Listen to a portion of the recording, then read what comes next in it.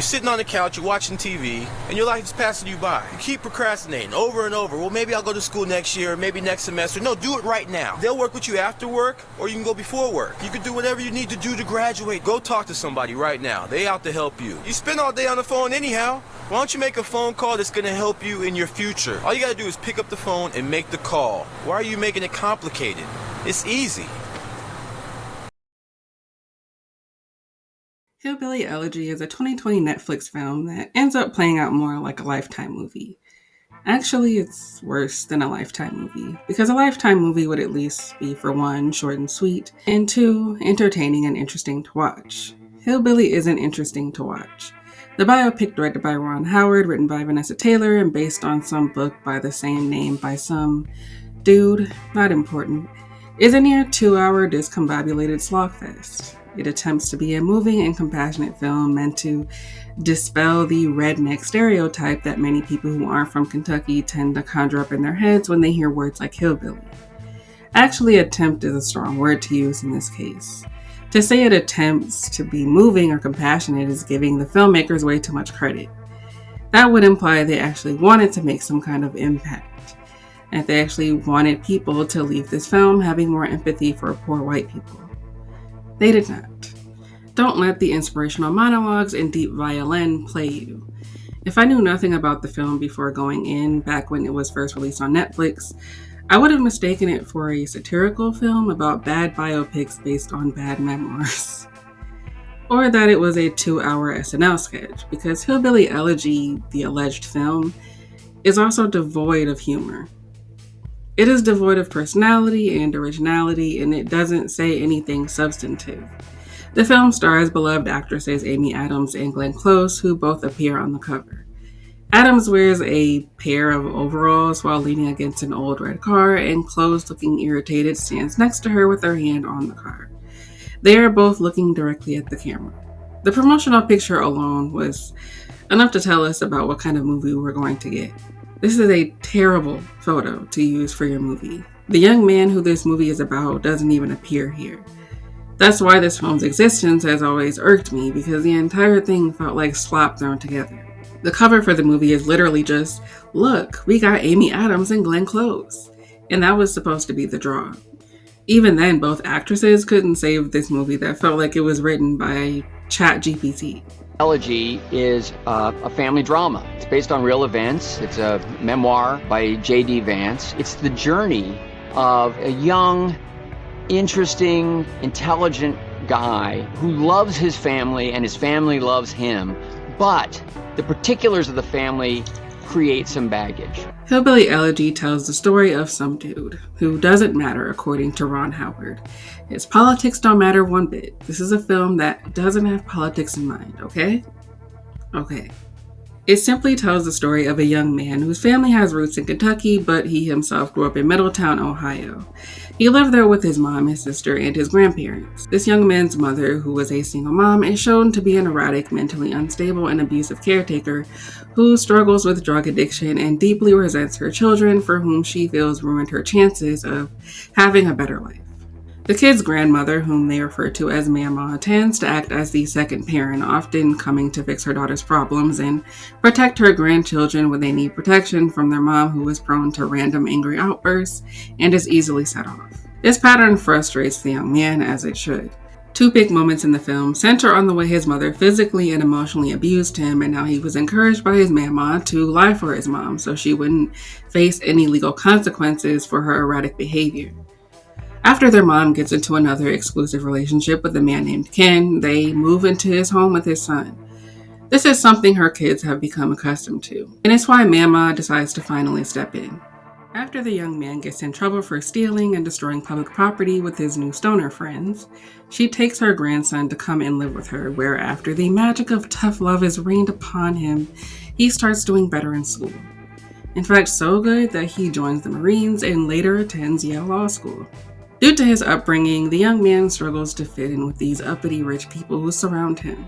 His new girlfriend, Usha, who finds it so adorable when he pronounces syrup like syrup, because there's such a huge distinction between those two pronunciations, helps him out. Get the syrup. Get the what? The syrup. You can't have pancakes without syrup. Oh my God, JD, it's not syrup, it's syrup. Syrup. However, his past comes back to haunt him when his mother overdoses on heroin and his sister calls him, begging him to come back to Ohio to help her. While trying to help his loud and embarrassing mother, his sister informs him that while they had it bad, Mom and her sister had it much worse. A very hacky flashback plays out showing us their grandmother setting their drunken passed out grandpa on fire. Learning about this pushes the young man to continue helping his mother despite his frustrations. But when it's clear that his mother might be beyond saving, he decides to go back to New Haven for an important interview that could get him an internship at the White House. The movie begins and ends with us hearing this man's voiceover. In the beginning, he says that while he grew up in Ohio, his real home is in Jackson, Kentucky. That's where he spent his summers and that's where his family is from. And at the end, he tells us that his Mamaw taught him that where you come from is important. It shapes who we are and that we choose every day who we will become. His family may not be perfect, but they made him who he is, and they gave him chances they didn't have. My future, whatever it is our shared legacy, he says. The end. Except it's not the end. What exactly does he mean by we choose every day who we will become? Early in the movie, Mamaw tells her grandson that she's sorry about his mother and that she should have done better and wants him to be the change. Break the cycle. Hillbilly Elegy is about poor working class white people, some of whom are struggling with an opioid addiction like his mother. We see the raw and ugly reality of that. The young man does as well. He sees how hard it is for his Mamaw to afford enough food for both of them after he moves in with her, and when she forbids him from seeing his stoner friends, who she says will grow up jobless and become dependent on food stamps, he is grateful to her for steering him on the right path. And how amazing it is that this man was able to succeed despite such adversity. Back, we're here talking with all-star shooting guard Charlie Sanders about his amazing career. Now, Charlie, you grew up in a tough neighborhood, didn't you? That's right. Drugs, violence. My whole life I had to deal with adversity. And that continued when you went on to the pros? That's right. You know, fines, injuries, everything. No matter how big a star I am, I'm always going to be dealing with adversity. The movie mimics empathy for the poor while also subtly blaming them for their circumstances. Many critics lambasted this film, not just for its terrible cover or the hacky, Hollywoodified idea of poverty that was presented, but because of its lack of substance. It has nothing to say, and yet it is practically begging for an Oscar in almost every scene featuring Amy Adams and Glenn Close. Amy Adams especially. Critics and movie analysts agreed that their performances weren't enough to save the film. The Independent called it a sickeningly irresponsible parade of death and despair. And there is only agony, a parade of death, despair, and broken families. Bev Vance, J.D.'s mother, may have graduated high school as a salutatorian, but an unplanned pregnancy cut short her promise. We see her become addicted to pills and heroin. She loses her hospital job, she turns abusive. When she hits her daughter Lindsay, a young J.D. dramatically tosses aside his homework and his future. It's implied. Salvation comes in the form of J.D.'s hard-bitten Mamaw, who sits him down and tells him without embellishment, "You got to decide. You want to be something or not?" We know the tough love approach worked because we first meet J.D. as an adult, a student at Yale Law School with a dependable girlfriend, and a chance to work a summer internship. There's no performance here that doesn't feel designed to please future Oscar voters. Basso is so sweetly naive, he's borderline cherubic. Adams, whose wig frizzes and defrizzes with the ebbs and flows of her misery, commits wholeheartedly to crying, screaming, and melting into a self-pitying puddle. Close coughs, spits, and waddles. Her features have turned hard like a cliff face. She'll spit out racism just mild enough to be passed off as a harmless quirk, and violent threats that are just insincere enough to be treated as a joke. All this queasy poetry, this turning of poverty into a children's fairy tale, feels reckless. The flashbacks to Middletown in its heyday before the factories closed are so rose-tinted, so utopian even, that they stray into MAGA territory. Like another atrocious biopic, Blonde, Hillbilly Elegy, the movie, was not met with eager anticipation. A year before the movie even came out, a Salon article by Aaron Kane made a dreadful prediction for Amy Adams, and she would win for Hillbilly Elegy, and that would be a damn shame. Many Amy Adams fans feel that after 6 Academy Award noms and 0 wins, Amy has been snubbed by the Oscars. And as we all know, with famous actors who have been famously snubbed, they will sometimes end up getting an Oscar later in life for a less memorable role. Playing a quote-unquote crazy abusive mother is sometimes a good way to get Oscar's attention. And everyone smelled this from a mile away. Critics knew they were going to despise this movie that was based on a book that was once beloved and praised by liberals and conservatives. Because it was only then, when news that Netflix was funding the movie adaptation, that people, mainly those on the left, reconsidered their initial praiseworthy opinions of the controversial book. What was so controversial about it? Hillbilly Elegy, the book, calls itself a memoir of a family and a culture in crisis.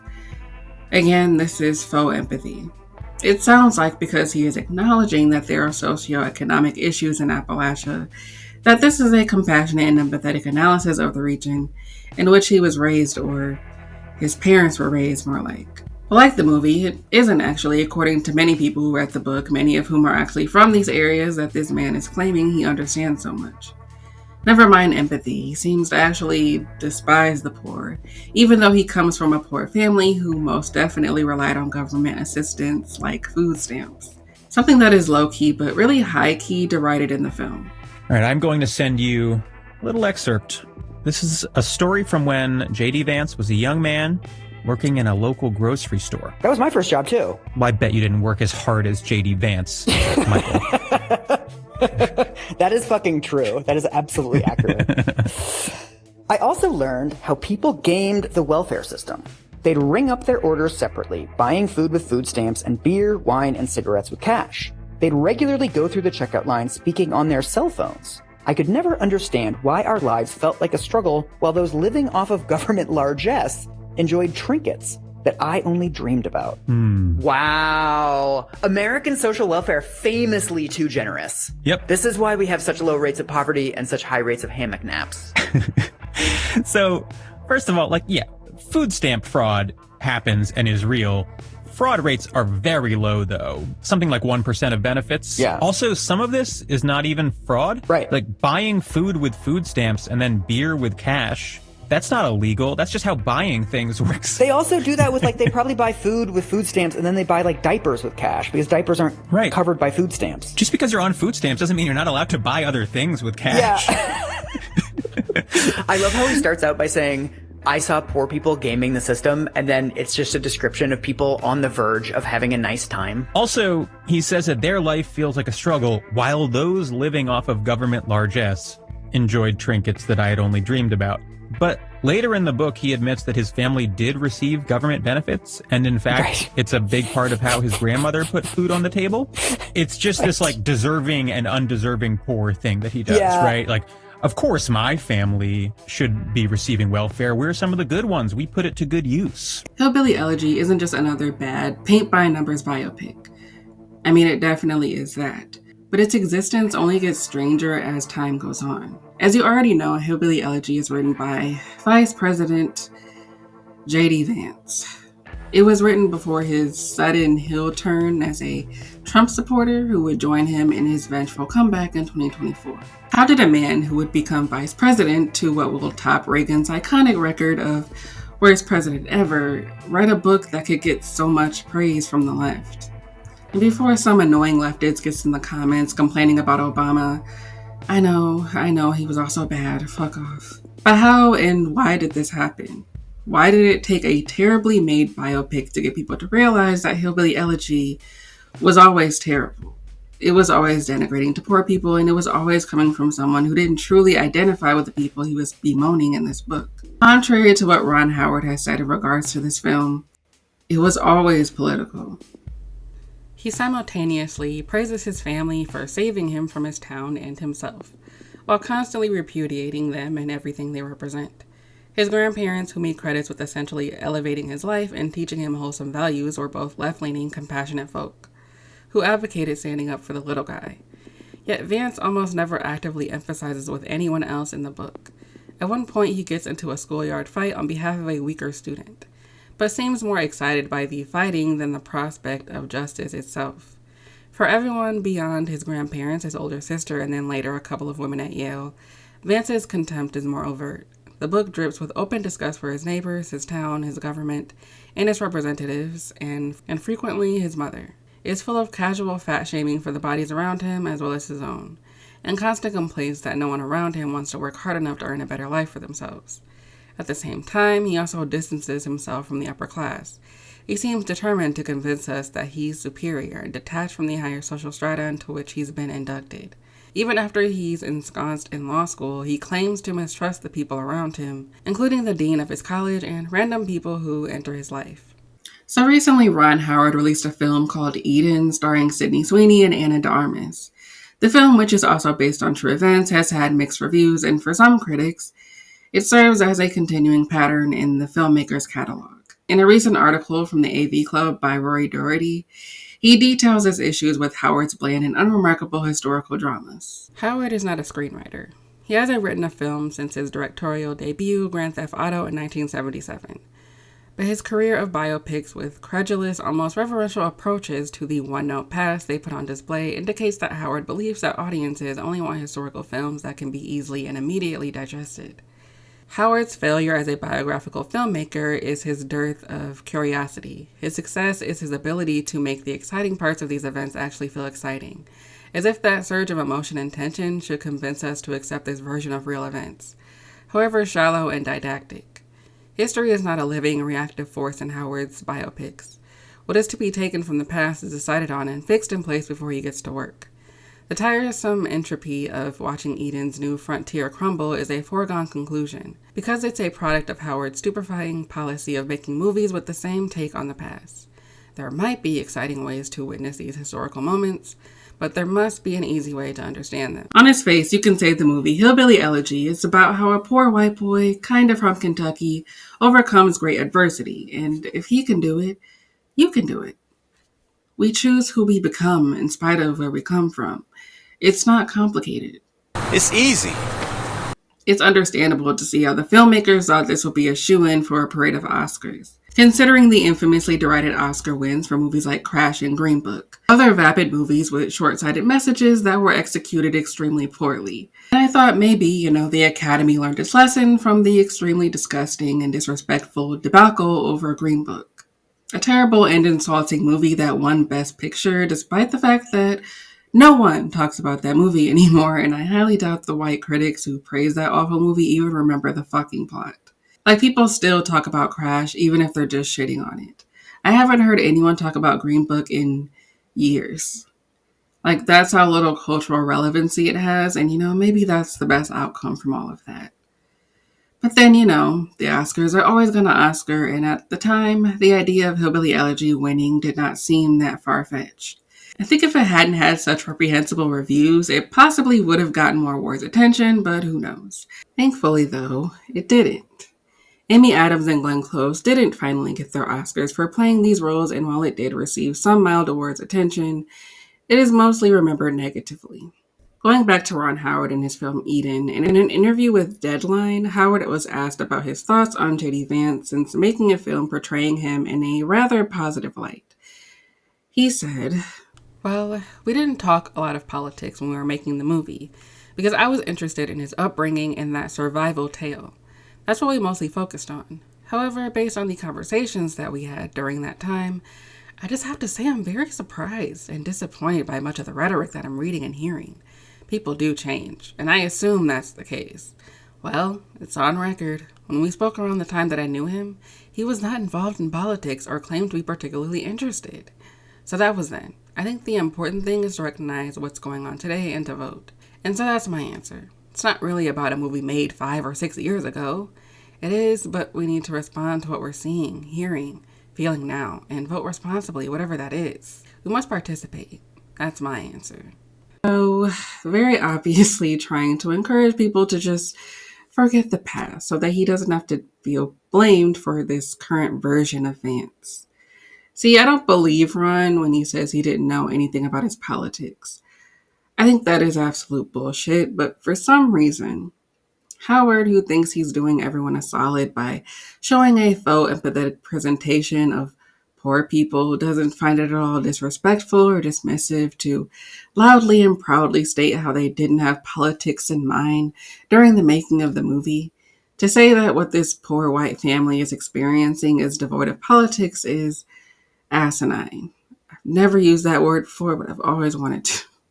There have been some negative reviews which criticise the film's politics. Should people who don't sort of get along with parts of its message still be able to enjoy Hillbilly Elegy? I think so. Amy, would you like to tell me what you think about that? Absolutely. I think the themes of this movie are very universal, whether it be generational trauma, whether it be just examining where we come from to understand where we're going and who we are. I think the universality of the themes of the movie far transcend politics.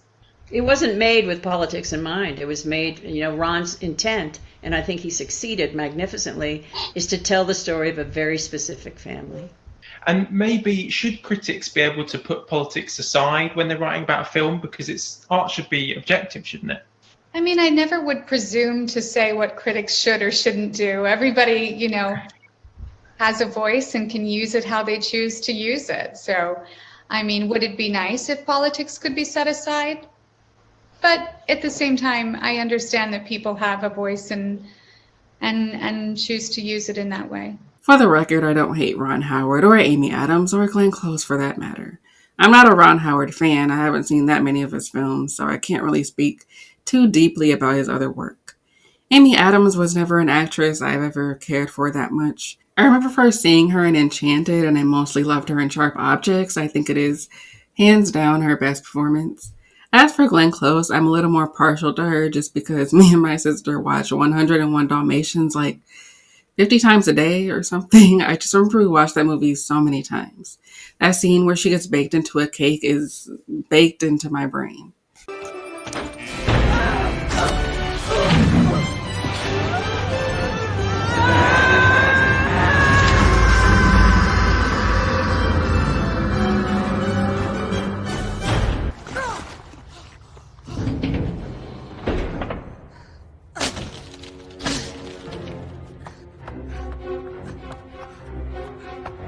Both Adams and Close gave very predictable and scripted answers when asked about their feelings on the backlash from critics. And they're actors.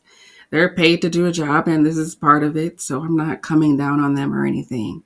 There's just something very off about everything because you can tell that everyone is just being really dishonest.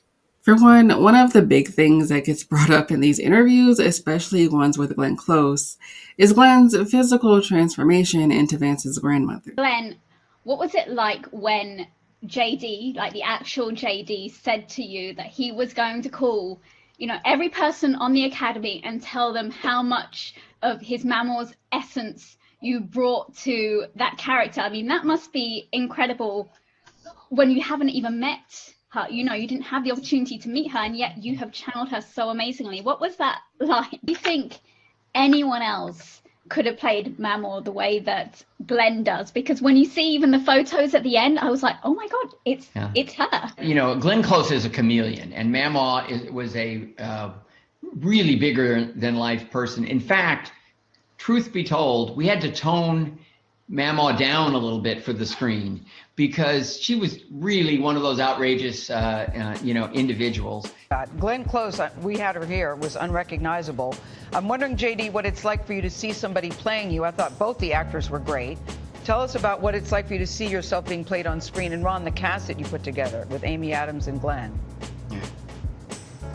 What was it like, JD? Yeah, it's so weird, obviously, to see yourself. It's weird to see yourself on screen, and I think, honestly, the weirdest thing for us was to see Glenn dressed up as Mamaw, because, as those who stick around to the end and see the end credits realize she really did look a lot like Mamaw. Yeah. It was this really powerful experience when we saw her for the first time, and Mamaw's been dead for over 10 years now, and it's like this weird way in which she'd been brought back to life.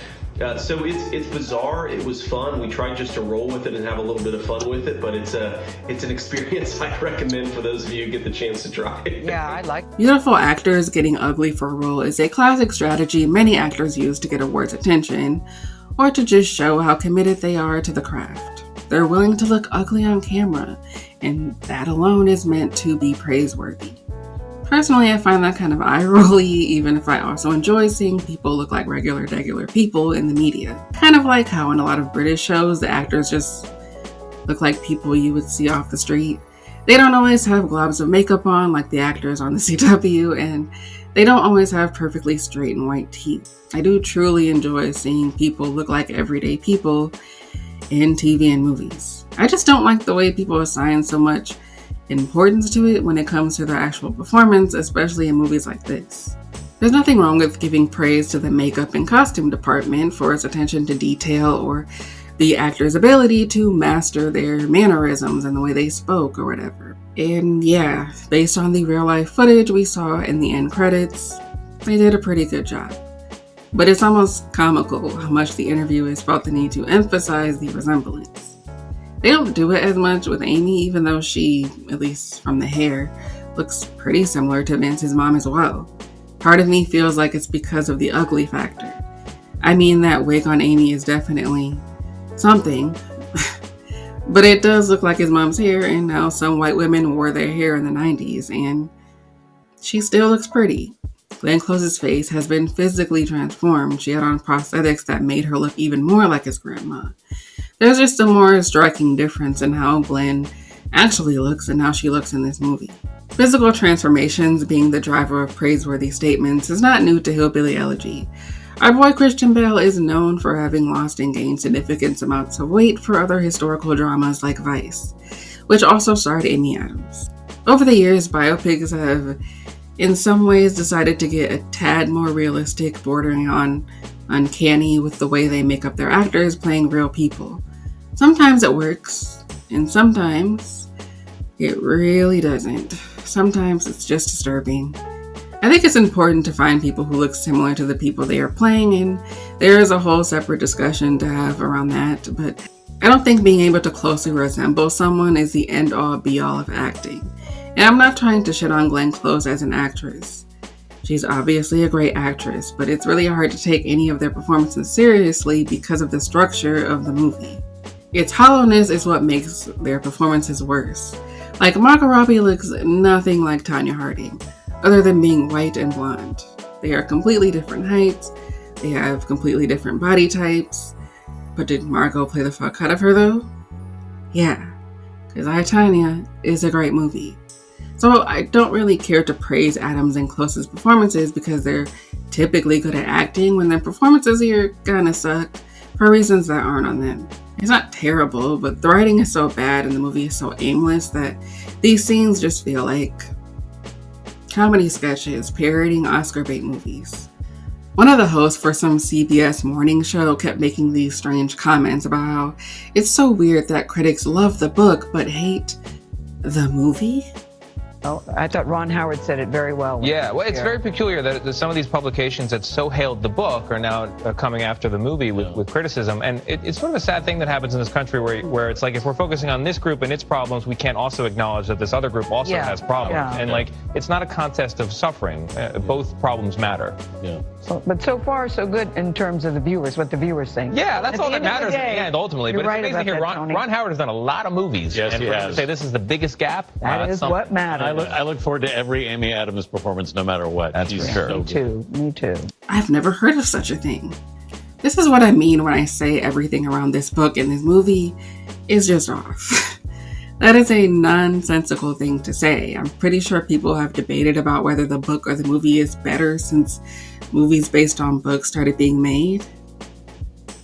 I could be wrong, I have no idea. But it's not unusual or peculiar for people to like the book and not like the movie. In fact, that is usually what ends up happening. Even if the movie is popular and successful, there's almost always a group of people who don't fuck with the movie because they feel it wasn't faithful to the book or was just bad. And on rare occasions, the movie or TV adaptation was better. Like The Vampire Diaries. Both the show and the book series had some racist shit in them, but the show was better. No offense, LJ Smith, RIP, but the show is better. To me, at least. Now, if he'd asked, why are liberals turning on this book when they praised it back in 2016, then that would make more sense as a question. Because I could see why he would maybe be confused by that. It's so obvious that they just want to stay in the actors' good graces and are probably being told to pretend that they actually like this movie. Secondly, Ron Howard and Amy Adams and Close's takeaway from this movie doesn't feel genuine, like at all. Ron, while claiming he didn't have politics in mind while making this movie, says that he really just wanted to tell a specific story about a specific family, a story that he felt would be universal.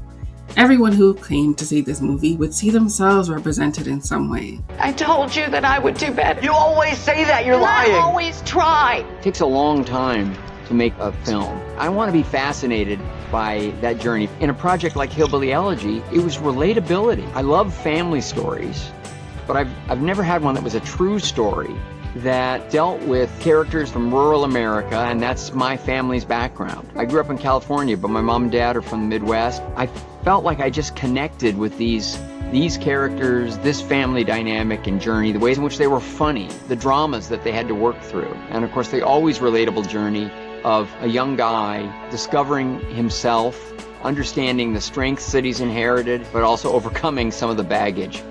I guess I can see why Ron and JD got along then. J.D. Vance has never been totally honest about where he's actually from, considering he grew up in Ohio. It's disgusting. Oh, man.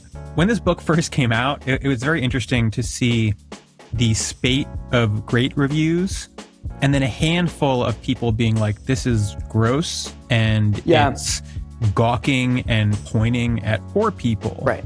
A lot of those reviewers were from Appalachia, right? And they could immediately clock this. Right. Whereas I think a lot of mainstream sources that reviewed this book were relatively well-off journalists, etc., who are happy to believe this stuff if someone kind of gives them the right framing and the right sort of excuse. But then did we skip over the part where, like, he's not even really from Appalachia? So not only is he not really from Appalachia, but even his grandmother left when she was sort of young. Right. The book sort of bounces between the Rust Belt and Appalachia because he's growing up in Middletown, Ohio, and he's often in Jackson, Kentucky. Right. A big part of his narrative is that people moved from the mountains into the Rust Belt, and so a lot of the culture carries over. I guess. You could say that about anywhere in America, though. I mean... Yeah, it felt a little bit squishy, and I will note that there have been people who basically said he's not from there. My dad is from Ohio. I wouldn't describe myself as, like, from the Midwest. I didn't know I was talking to a real hillbilly, Michael.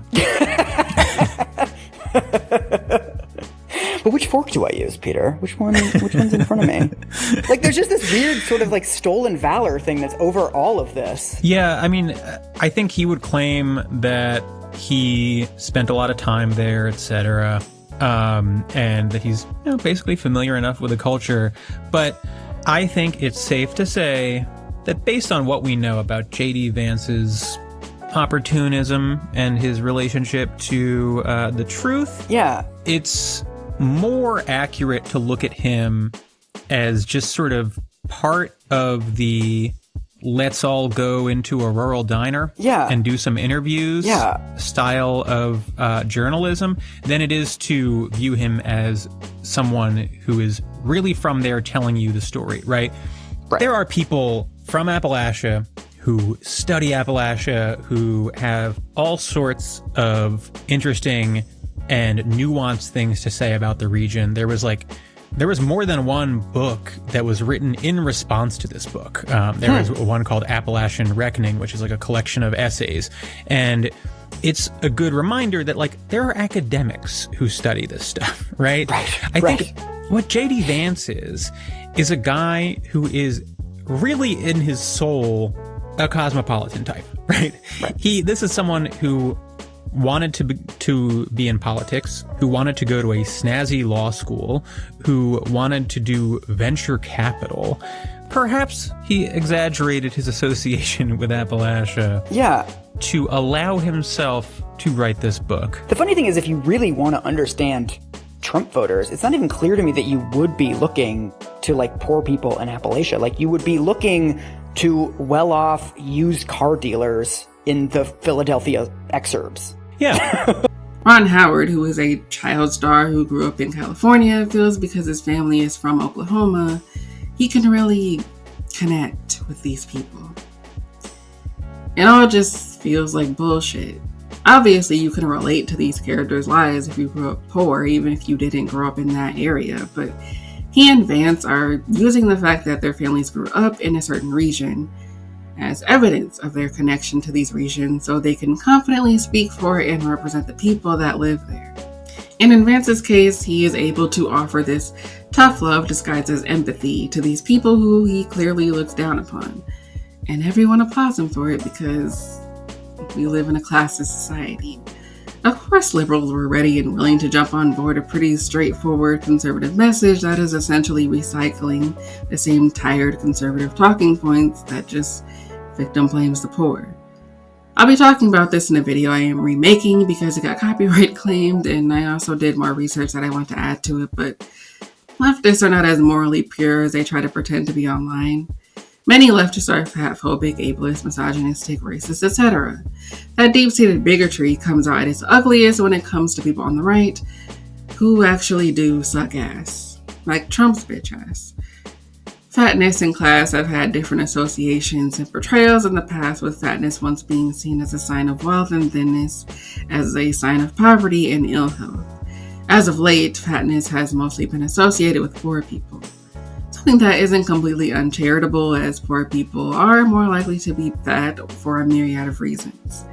Because of this, fat people are sometimes stereotyped as stupid because people think poor people are stupid because they tend to have less education.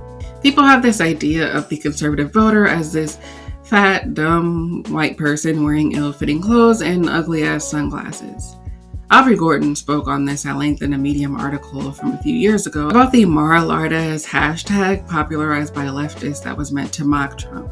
We make it clear that we will readily mock and deride fat people when we create and buy into fat caricatures of political boogeymen.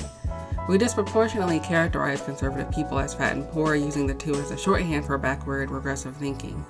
Trump voters are depicted wearing ill-fitting, food-stained Confederate flag and MAGA shirts, despite the fact that most Trump supporters are affluent, not working class.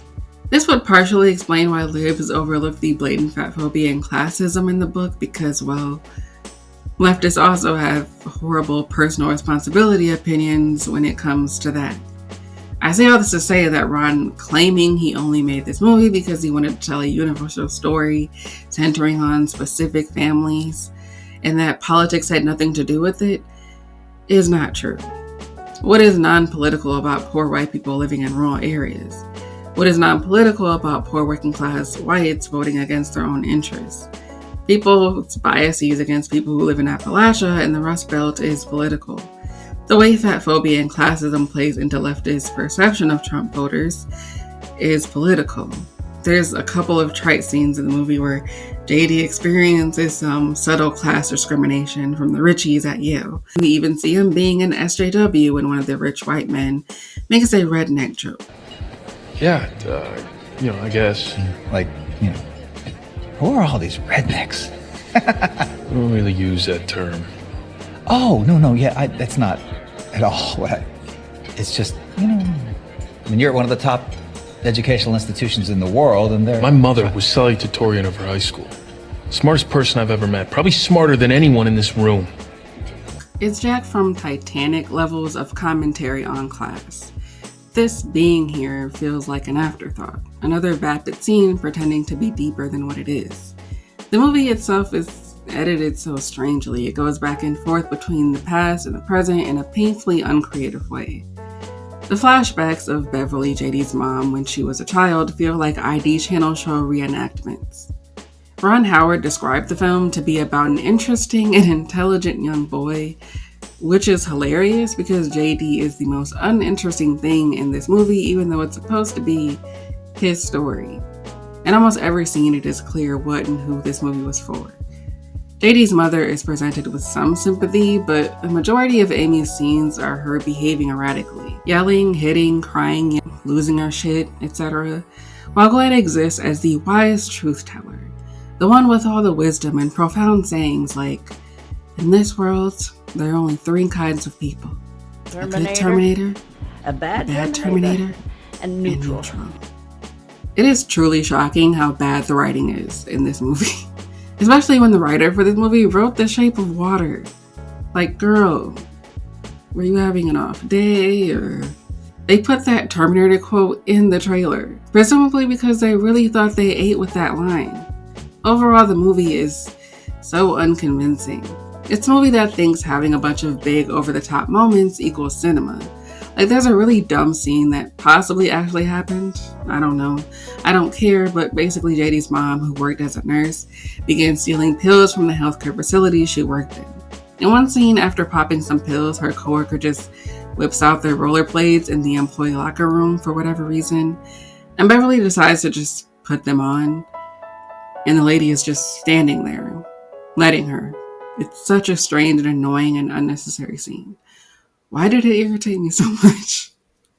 Like, I truly despise that entire scene because it is written so weirdly. It's so contrived and stupid.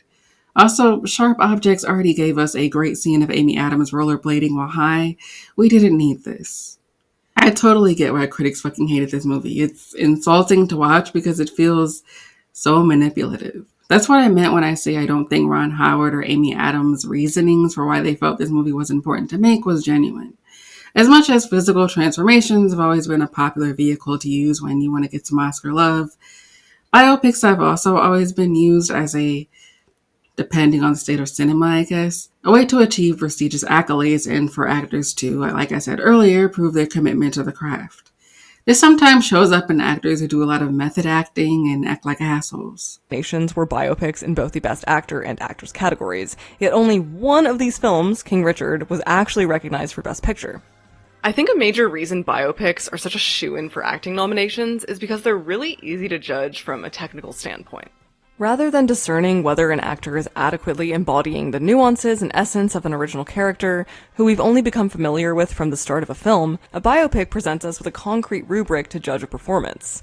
All we really have to ask is how accurately this person is portraying a real figure, a figure whose essence we've come to be familiar with over the course of their career. That's part of the fun of it. As Custon finds, one could admire the past life depicted while worshipping the very real current incarnation of this life on the screen, and off the screen in publicity materials.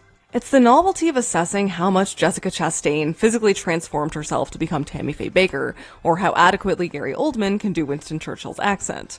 It's not something innate within the actor necessarily, it's something tangible that we can see for ourselves. And I think it's just one facet of why biopics are having such a strong resurgence right now. Biopics can be easy films to put together because the story is practically already written for you. You just have to find a way to make the history of this person or thing entertaining.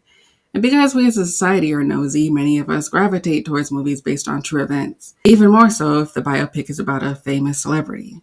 Biopics that tell rags to riches stories, ones that involve poor people and dysfunctional families, tend to get Oscars love as well. Hillbilly Elegy wasn't just based on JD's life, but a book about his life. A book that was once beloved. It is very clear to me, based on all of that information, that Ron understandably felt strongly that this movie would for sure secure him and his cast an easy Oscar win. He knew attaching two big actresses to it would bring more people into the theater, and he knew, or at least hoped, this empty, shallow slogfest full of big acting moments would make this film an Oscar darling. It's never easy to articulate why a movie is boring, especially if the movie is as full of explosive fights and trips to the hospital as this one. My best explanation is that every scene seems to end with someone either calling the cops or losing their temper in a spectacular public fashion. At one point, someone is even lit on fire. Every scene peaks with little to break it up, and thus the extraordinary becomes monotonous. There's little actual story to follow. The Hillbilly Elegy is also just strangely gross. It's not that actors can't play characters who have lived very different lives from them, especially two actors as versatile as Adams and Close. But their performances here feel bizarrely theatrical, as if they had to wind themselves up to perform, with a capital P, as strange creatures they've never encountered before. They're not humanizing portrayals. I watched an official Q&A about the film following an advanced screening, and as its moderator joked, they feel like memes waiting to happen. I did not find this to be a great joke. Ron did not anticipate how much critics were going to hate this movie. Which brings me to my third point. Ron Howard asserting that he is shocked and appalled after seeing Vance's true colors. In August of 2016, Isaac Chotiner did an interview with future Vice President J.D. Vance amid the release of his memoir, Hillbilly Elegy. The article, titled Compassion and Criticism for the White Working Class, is a pretty plain and straightforward interview that makes J.D.'s political stances and ideas very clear. Was your decision to write this book more about facing up to family issues or capturing our current political moment? I started writing the book as a third-year law student at Yale. I was plagued by this question of why there weren't more kids like me at places like Yale. When I say kids like me, I mean lower-class Americans and working-class white Americans. I was this outsider, and all the conversations that people were having about upward mobility and the American dream and equality seemed to touch on my story because I was theoretically living this upwardly mobile life. But I was very concerned that there weren't more people living that life, and I wanted to understand why. I decided to focus on white working-class Americans. As I went through the literature and some of the academic studies to try to understand what was going on, I realized there wasn't a really personal exploration of what was actually happening. It's so interesting the way J.D. talks about white working class Americans as if they're like a special kind of poor person. Like they're different from other poor people, so we must get to the bottom of why poor white people are not succeeding academically. J.D. asks a question that has already had answers. It's capitalism, it's classism, it's politics. But for some reason, J.D. asks a question that we already know the answer to and then gives an answer that we've already heard before from the right. J.D. doesn't come to some profound conclusion, but he acts like he is, and everyone treated him like he did. And what do you think is happening? I think it's a combination of things. One is that the community that I grew up in had really become disconnected from institutions of work and family, and in the process had become extraordinarily pessimistic. They had become disconnected. But they also became very pessimistic about whether their own agency could actually influence their life decisions. That was one side of it. There was also obviously this pretty significant economic problem that affected blue-collar communities, and that was part of the story too. This macroeconomic thing was happening, but there was also this cultural and communal disconnect that was happening. To understand the problem, you had to understand both sides of it. Your book really focuses on the idea that people need to take a certain amount of personal responsibility. What had been written, I felt, was not especially compassionate or understanding. It was maybe a little bit judgmental or superficial. I obviously think that the macroeconomic stuff is important, but as I write in the book, I don't think it's the only part of the story. The idea that working a blue-collar job and living in a working-class community provides barriers that are unique to your circumstances, that's not a very controversial subject anymore. I think it's something that people on both the left and the right probably accept. What I do think is controversial is this idea that community plays a role in these problems. If it's talked about at all, I don't think that it's done especially well. I'd say it is, because a lot of people do still believe that people are poor because of a lack of personal responsibility. I mean, your book, which is essentially that in a nutshell, was a bestseller, and people from all sides of the political spectrum praised the bullshit you were selling.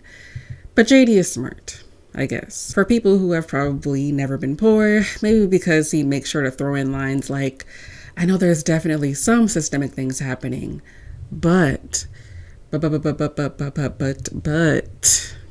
that you can give him the benefit of the doubt. You know, that faux empathy I keep talking about. We do hear it about Black culture and Black communities though, right? Doesn't that seem like a more familiar narrative? It is a more familiar narrative, and people certainly talk about these problems in the Black community, but I think it often comes from a place of judgment and a place of criticism as opposed to a place of real legitimate understanding and compassion. The way that the problem has been discussed with the Black community is this sort of weaponized sociology, and it often ends a conversation instead of beginning a conversation. It's typically used in such a way that, oh, well, it's their culture, all these problems are related to their culture, and that is basically an excuse to stop really thinking seriously about the issues and how he might address them. The flip side of having that conversation about Black people is that it's very easy for white people to ignore the very legitimate problems that exist in their own communities.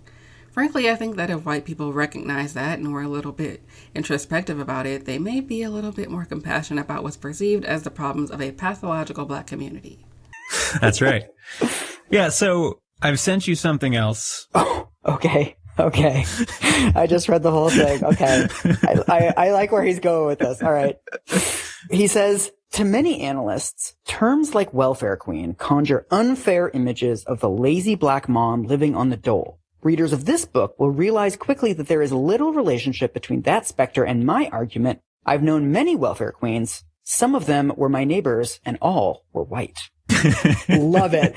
So it's like, don't use the welfare queen stereotype on Black moms. Use it on everybody. You might think that I'm racist. Wrong. I hate all poor people.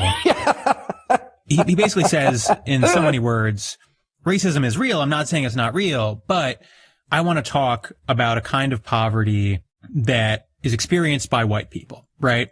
And if you look at just the book, there's not much more than that. But if you look at some of his other work, there are times when he trots out white poverty as sort of like a defense against claims of discrimination, right? Right. There are poor white people too, so the relative poverty of black people isn't proof of anything. That's like my favorite response to police brutality accusations, that it's like, look, they shot this white guy. Yeah. Right.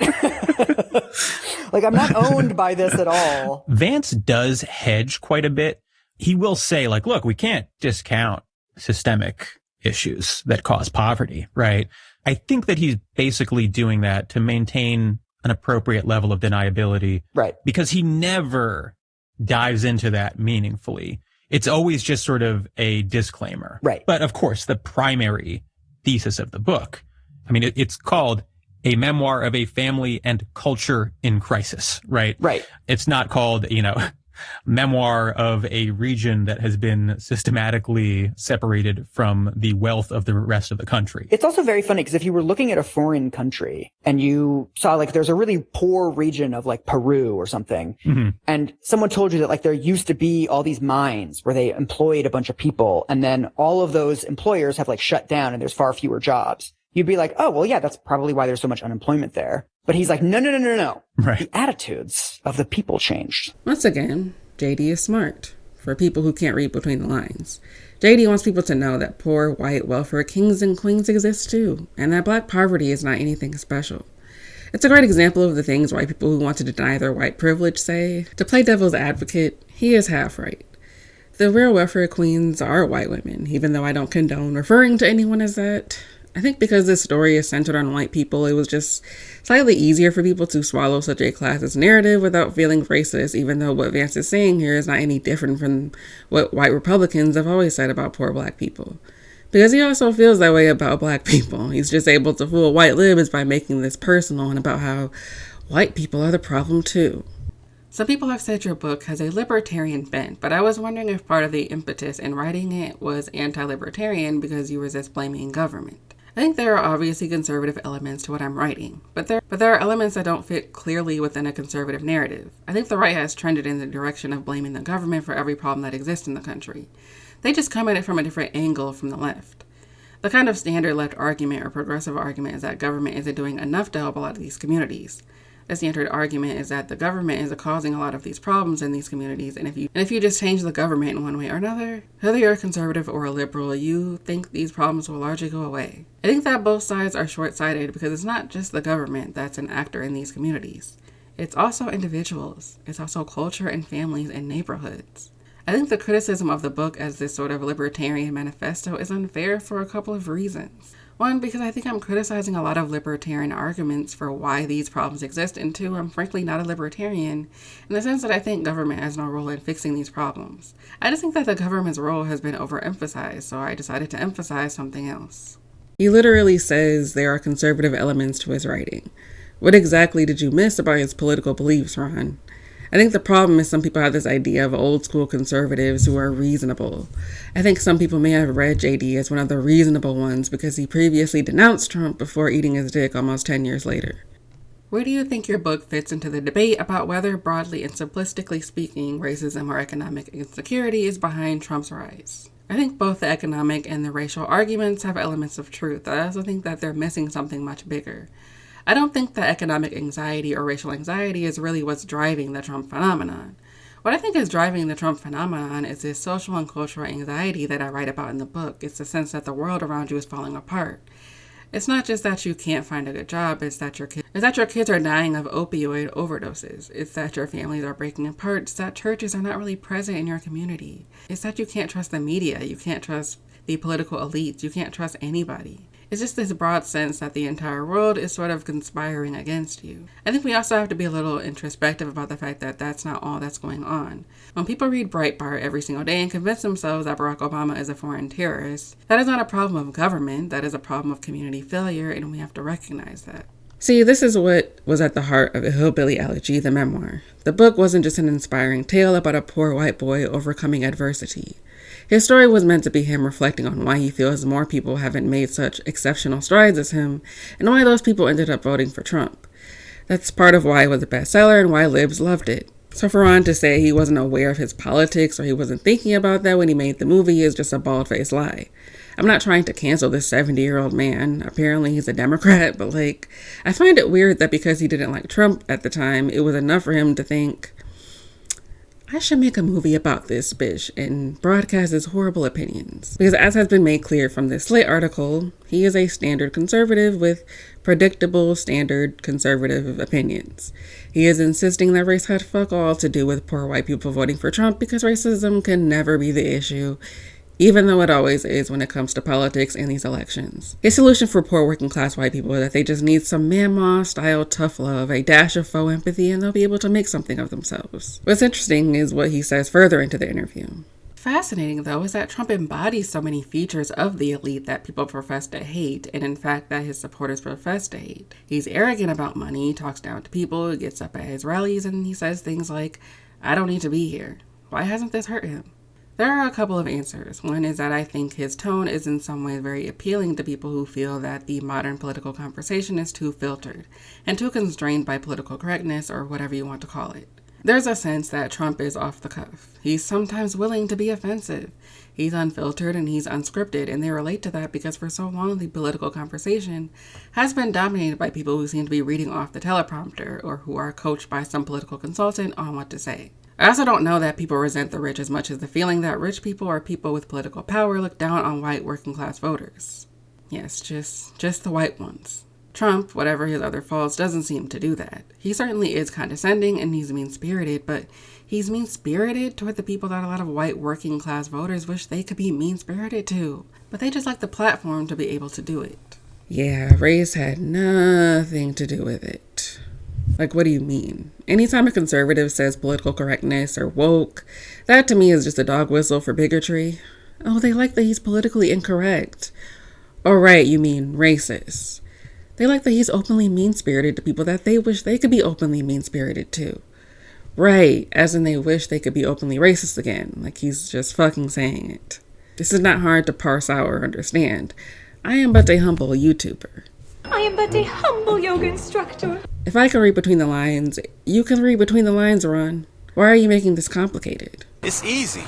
As someone who grew up poor with a single mom or one other single moms who also sometimes depended on government assistance, I do sometimes struggle to understand how former poor people go on to have such contempt for poor people.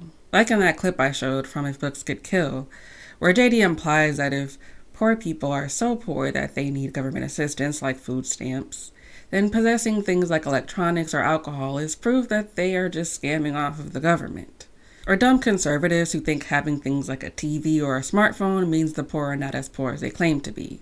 To be poor is to be deprived of the ability to enjoy life at all.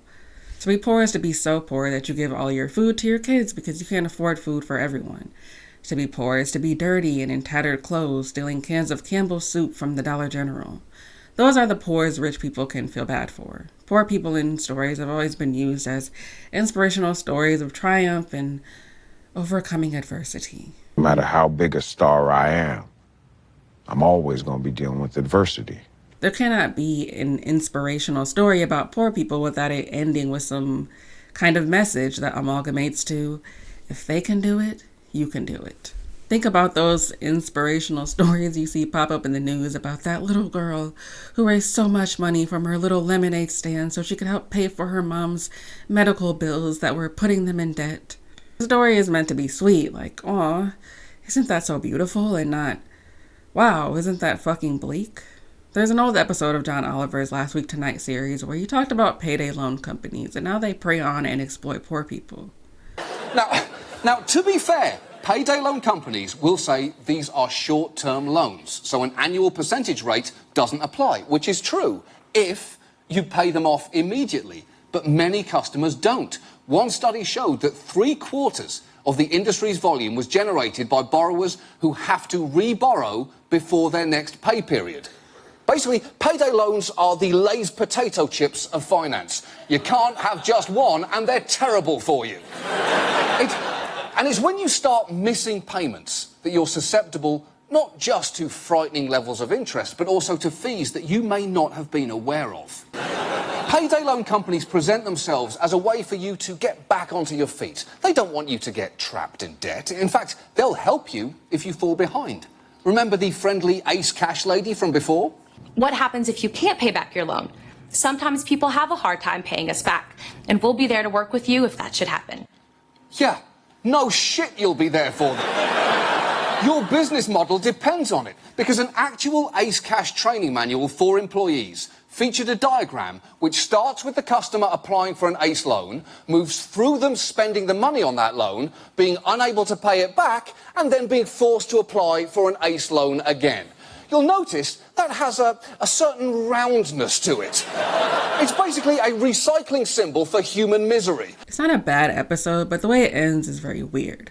After laying out how predatory and scammy these companies are, he provides a pretty unsatisfying and victim-blamey conclusion. He found that a majority of borrowers said payday loans take advantage of them, but a majority also said they provide relief, and that is why they are so dangerous. People sometimes need them, but you have to be absolutely sure there are no better options.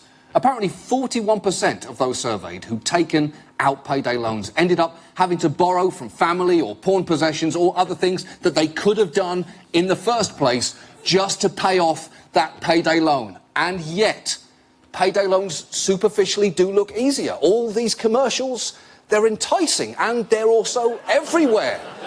The least we can do is launch a counter-campaign with a celebrity spokesperson of our own to remind people to make sure they explore all their better options first. As I said with Ron, just because I criticize someone or something they say doesn't mean I'm canceling them. Plus, these are cis straight white men. Kinda hard to cancel those people. I like to think, because this episode is over 10 years old, that John's thoughts on this have evolved by now, but that's not why I brought this up. This episode does a similar thing as Hillbilly Elegy, the movie. To be fair to John, I'd say what he was doing was much more genuine in its empathy and compassion than what Ron was trying to do. John punches up. He criticizes the people who prey on the poor, but he comes to the same conclusion. Just make different life choices. Duh. The episode ends with a kind of funny skit starring Sarah Silverman where she advises poor people to do literally anything else. Sell your sperm, sell some blood. Throw yourself in front of a rich guy's car. He'll throw money at the problem just to make that shit go away. It's this idea that poor people just don't know how to handle their money. They just don't know the right choices to make because they're, poor and dumb, I guess. It explains to some degree that people who are poor are obviously going to these companies because it feels like an easy solution. But his advice is just, unless you can literally do nothing else, don't do it. It's a very conservative kind of message. Just say no. Systemic issues don't need systemic solutions. No, individual people just need to say no to the bad choices and say yes to the good choices. Why are you making this so complicated, Susan? And for 6 months, I still couldn't find a job. I didn't know what else to do. I chose Everest. Welcome to my school. It was a small class, hands-on experience, and it's quick. It's like, come on, you got all that in one school. Thanks to Everest, I did it. I have a career. It's not just a job, it is a career. The commercials are actually real. I'm not an actor. You have to call, try it out. If you grew up in certain states, you probably remember seeing commercials for a now defunct college called Everest. If you had cable and watched The Maury Show during the mid-aughts, like my family did, religiously, you definitely saw these commercials. So Everest, as described by Wikipedia, was a part of a system of for-profit colleges owned by Corinthian colleges. Also no longer a thing. They were advertised as an easy way for poor people to earn a degree in the medical field. Many of their ads starred people of color who were on the street just talking to you and telling you that they understand the position that you're in. Get up. You have to hold the household down, right? They want you to pay the rent and the bills, right? Hello, I had excuses. I had reasons. I had a child young. You are your biggest worry. If you can get up and deal with all that on a daily basis, why can't you get an education for yourself? You still can work. You can still take care of your kids. You have a whole set of people there to back you up. They're waiting right now. So if you call right now, they're going to answer the phone right now. Take it from me. I did it. You can do it. One of the funniest ads is, of course, the famous, the glorious, why are you making it complicated? It's easy, guy with the side cap. Come down to FC College. Look, you're sitting around with a thumb in your ass. You still live with your mom. Look, your credit sucks. Why don't you get off the couch? You watching reruns of I Love Lucy. I'm telling you, your life ain't shit. Your breath smell like burnt gold hair. You ain't paid your child support in 10 years. Fuck you. I'm sick of this shit. I don't even want to talk to you no more. Get your fucking ass off the couch right now. Fucking asshole, you ain't shit. Sign up with my fucking college right now, or fuck off. The tone and attitude of these ads is tough love coded. They're trying to identify with you, empathize with you by telling you they know your struggles, but make sure to add, there are no excuses. Why are you just sitting there not picking up the phone and calling this number? It's easy. And expensive, apparently. As you might have noticed, I described Everest as a defunct college. That no longer exists because turns out it was a scammy college that engaged in predatory lending and baited people in with claims of a 100% success rate, which is crazy. For a while, it seems the students who weren't even informed about these colleges closing back in the early 2010s weren't able to get their money back. Some ex-students say they were even bullied into signing papers revoking their right to a refund. To pick this option, we were flat out told, you should choose this one. And there were a couple of us that said, well, no, we're not signing this. We're not signing anything because we don't trust you. We don't have a reason to trust you.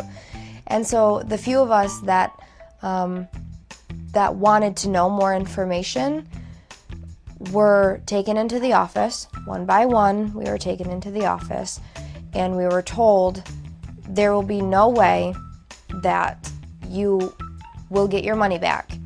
And if you decide that this is the way that you're going to go, then, you have to know that this isn't going to happen anyway for you, and you need to sign this. Like I said, the ads were clearly meant to target poor people, single moms, people who are expected to hold down a household.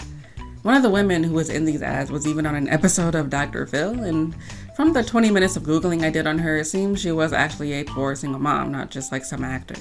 Even more relatable. There were real people who ended up calling Everest and probably didn't even get an actual education. According to some ex-students, people were being given answers to the exams they took, which I guess would explain the 100% success rate. People took out loans, and many probably went into debt because they believed the promises that this college was selling to them. They tried to fix their circumstances. They tried to do something in the hopes that it would be better for them and their family. Poor people are almost always doing everything they can to make it. And because it is so hard to do that, they are vulnerable to shit like this. They are vulnerable to scammy colleges and payday loan companies because being poor and having to rely on government assistance isn't actually as fun and leisurely as some people like to portray it as. That's why J.D.'s book perplexes me on some level. This idea that poor people don't try, that they're lazy, that they scam the government is not only factually untrue, it's infuriating. Being on food stamps is only fun for poor people in the sense that they can afford to buy food so that they don't starve or go broke. No poor person is relying solely on food stamps to survive. They still have to make money. And even if they receive money from the government or get child support, that's still not close enough to pay half of their bills. No one is getting rich off of welfare. I've mentioned before that I went to schools in very suburban white areas with a bunch of rich, spoiled, racist white kids, and that includes the teachers. I had an economics teacher who I'm positive was like a conservative and would just give these very bold black and white statements, and he stated them as fact. I remember him saying that poor people spend money on things they don't need, and middle class people do. This is an idea that a lot of people, regardless of their political position, actually have. Poor people have always been villainized in the media, and part of that villainization is this idea that poor people are just bad with money or they spend too much on things they want. Which isn't true, and if you grew up poor, you know that. Most poor parents who have multiple kids are not spending most of their checks on things they want. If you're poor, you are almost always giving more than half of your check to bills and expenses. Being able to afford something like a new video game system or a new used car or even a new cell phone are things you are only sometimes lucky to get around Christmas time or tax time. If you're middle class or upper middle class even, of course you spend your money wisely because you have more disposable income to do things with. You have savings and you most likely work a cushy corporate job with great benefits that also make life a little easier for you. Which brings me to the laziness accusations. So first of all, I don't believe that laziness is an inherently bad thing. I don't believe being a super hard worker who never relies on handouts ever actually results in enormous success or a better life. Like, I'm pro handouts. Give me all the handouts. There are people who are homebound for whatever reason, which is why that laziness accusation, depending on who it's coming from, can come off as real ableist. But if laziness is all about a lack of work ethic, no one has more work ethic like the working class poor person. My mom worked multiple jobs simultaneously at times, barely sleeping, sometimes never sleeping, and we were still poor and sometimes received benefits.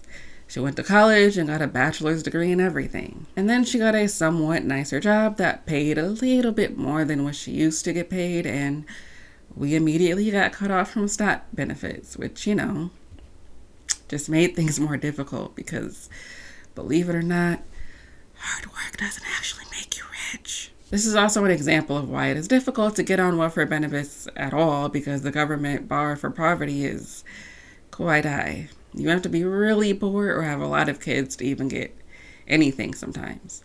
And even then, you're still never going to be rich because you can't get rich off food stamps. Like, I don't understand what people think food stamps are for other than things you buy food with. My mom still sometimes worked 2, even 3 jobs, even with a college degree. She worked on a freshly broken ankle once because taking time off to let her foot rest just wasn't going to pay the bills. Is that lazy? Is that no work ethic? Middle class to upper class people who work corporate jobs where they literally sit on their ass all day at a desk and get longer breaks, better vacations, better benefits, and by this ignorant definition are technically lazier than poor people working on their feet.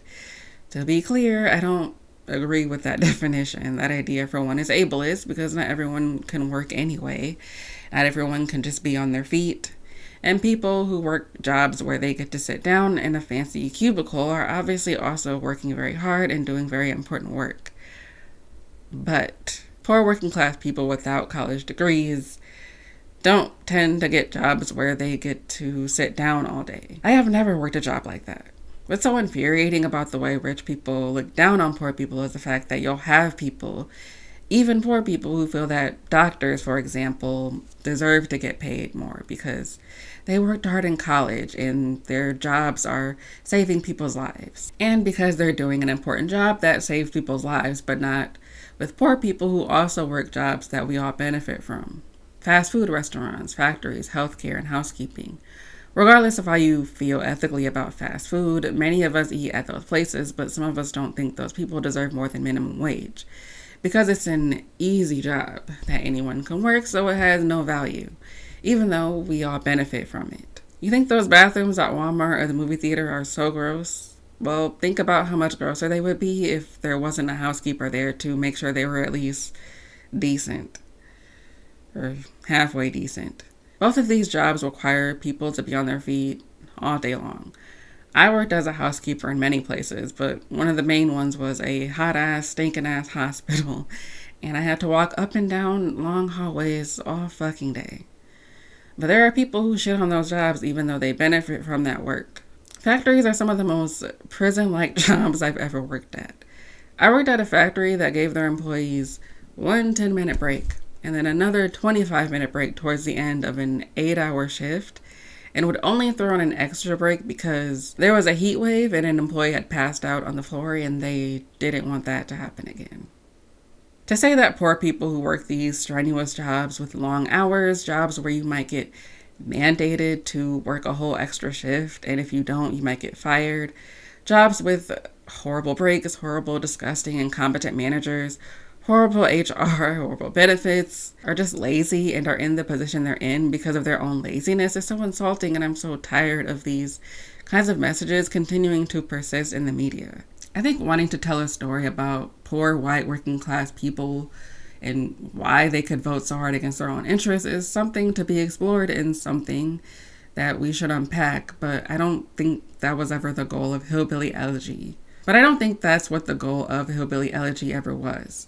I think J.D. just wanted to shit on poor people and try to counter the narrative that most Trump supporters were just racist.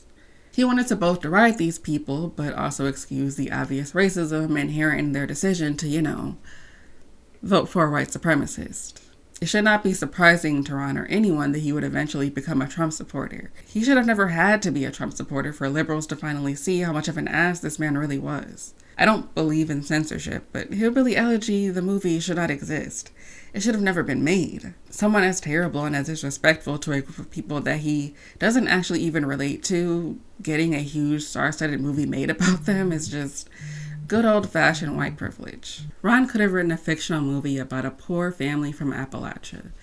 He, along with Vanessa Taylor, could have actually studied the region, interviewed some people to get a more fair and accurate understanding of them. They could have written these characters with more humanity and depth, and the movie could have actually said something. But they didn't do that. Instead, they took time and energy making a movie about a horrible person with box standard conservative opinions who wrote a book with a box standard conservative message. The sad truth of the matter is, we don't all actually have the privilege of being able to choose our futures, or who we will become. There are so many factors that play into the ways poor people are screwed out of even having a chance to better their circumstances. Add race and disability on top of that, and, well, it's going to be even more difficult. And like I said, poor people are very hard workers, but they never actually reap the benefits that they sow. My mom has been working since she was 14 years old, and she's always been poor. Now granted, my mom hasn't always been smart with her money, but that's the thing though, isn't it? Most people are pretty bad with money, and rich people are not exactly better. Rich people blow money on bullshit all the time. They just have, money to make up for those mistakes, to fix those mistakes. What did Ariana Grande say? Whoever said money can't solve your problems must not have had enough money to solve them. To steal a point from If Books Could Kill, people shouldn't be expected to only make perfect financial decisions to get through life. Sometimes poor people's stories involve this money doesn't buy happiness narrative. A way to purify poor people and make it seem as though it is the rich people who are actually miserable because their money has turned them into cold-hearted, materialistic pieces of shit. And I do believe money is the root of all evil and does sometimes change people for the worse, but I don't believe money doesn't buy happiness. It does. It pays your bills so you don't have to worry about not having home, which can make you happy. It can buy you things you want, which makes you happy. It can provide you with access to good mental health treatment, which can make you happy.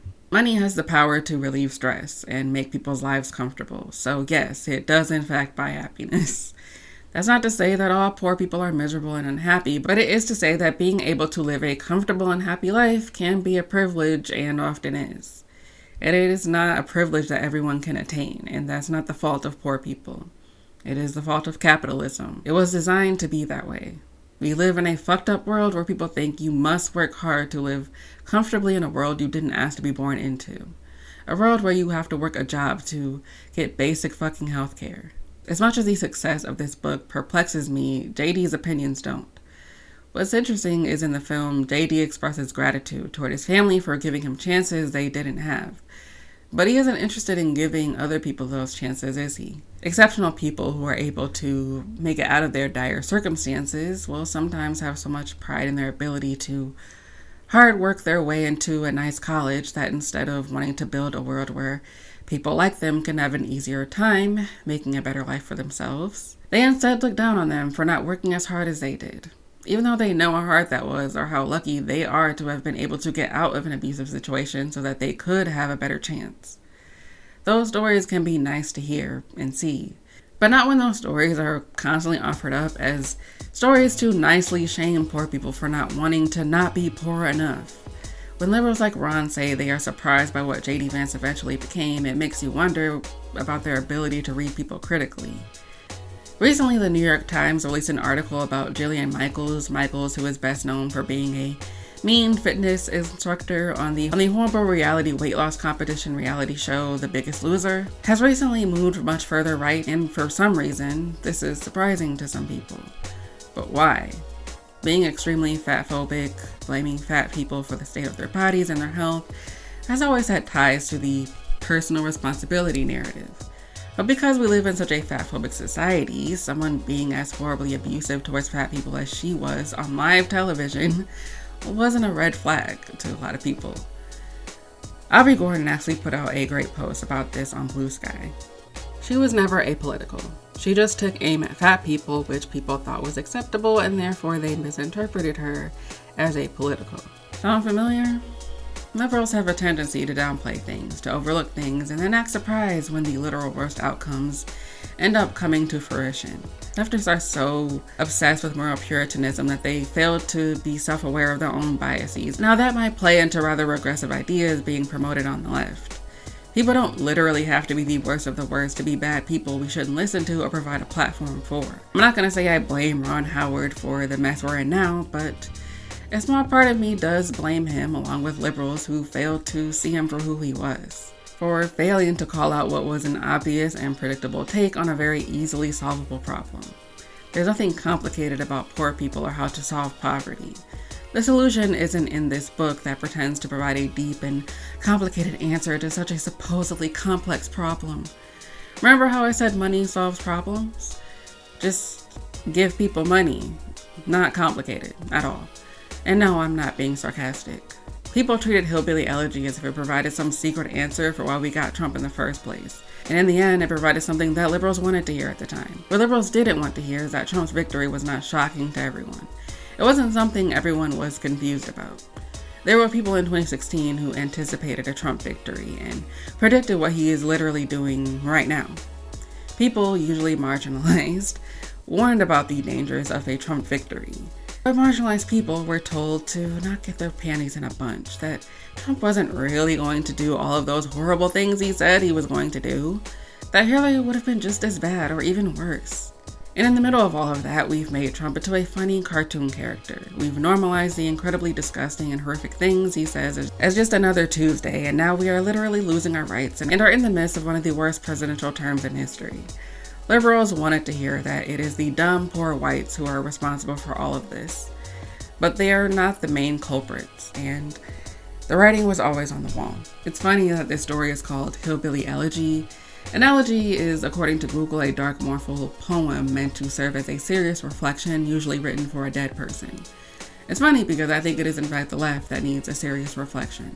I think liberals condemning the film was them trying to make up for the fact that they helped boost this man's public image previously. It was a little bit of guilt, I think, that partially drove the intense hatred for this film. On the plus side, though, I am very happy about the backlash. It was cathartic to watch, and you can be a little happy knowing J.D. Vance's biopic is probably one of the most hated movies of all time. We at least have that. Conservatives largely praising the movie means nothing because we know conservatives only do things out of spite. Of course they love something that liberals are bitching about. Also, conservatives have shit media anyway, so I wouldn't be surprised if they did genuinely like this movie. In conclusion, don't ever watch or read Hillbilly Elegy. Do not give that man your money. Go watch I, Tonya instead. We'll probably either cover Being the Ricardos next or Straight Outta Compton, so look forward to that. See you on the next one. What's going on with you? Mother, this is very important. Our school's having a food drive for poor people. Well, tell them to drive some of that food over here.